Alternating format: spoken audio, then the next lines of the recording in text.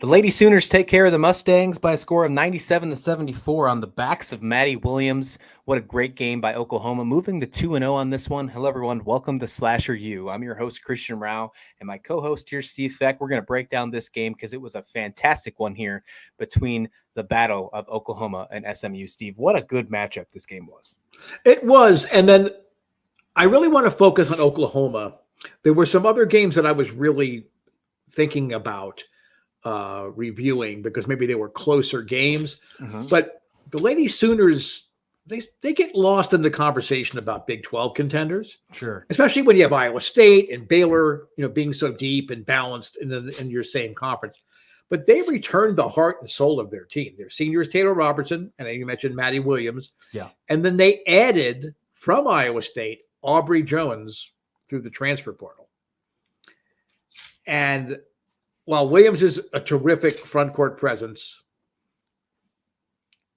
Jones is going to be an interesting addition here. Now, Williams did hit all three of her three-point attempts for SMU, but she finished with 25 points in 29 minutes. Again, sort of like we've been talking about a lot of the premier women players, maybe they need to be playing some more minutes. They just don't need to at this point.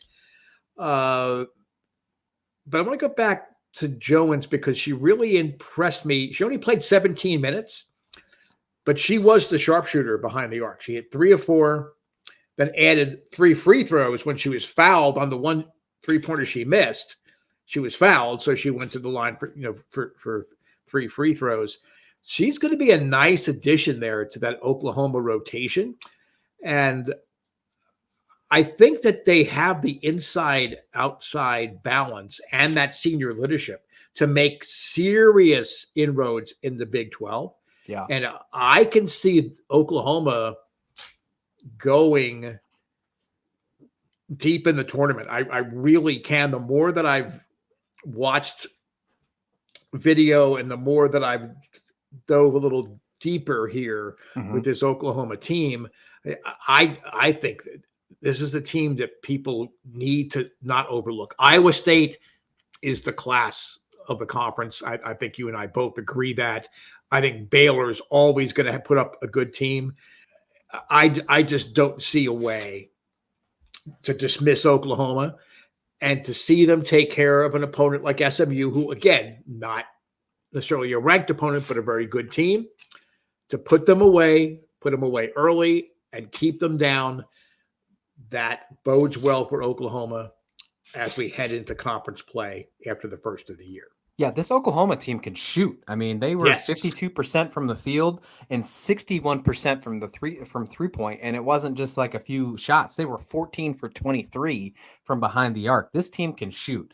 That was something that I really was interested when I saw the stats on this one. One thing that I was a little concerned about, if anything, is they did lose the rebounding game by a decent margin. They lost it by 13, 43-30 to SMU. So that's something that to keep in mind if they have to find any way to make their game a little better.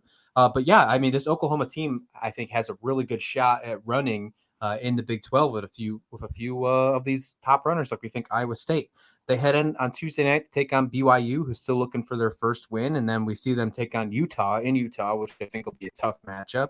And they have some pretty good matchups, I think, for the rest of November before they head into Big 12 play. We're going to see them in December take on Ole Miss and Florida and West Virginia. It's going to be some really good matchups for this team. I think we're going to really get a true identity, what they look like by the year's end when we head into January and really dig into that Big 12 play, Steve. But I wouldn't be shocked. I completely agree with you if we see them as a decent top seed in the Big 12 tournament and maybe even into March Madness. I think this is a team that could go deep, especially if they get going and get hot with those shooting like we just saw in this one against SMU.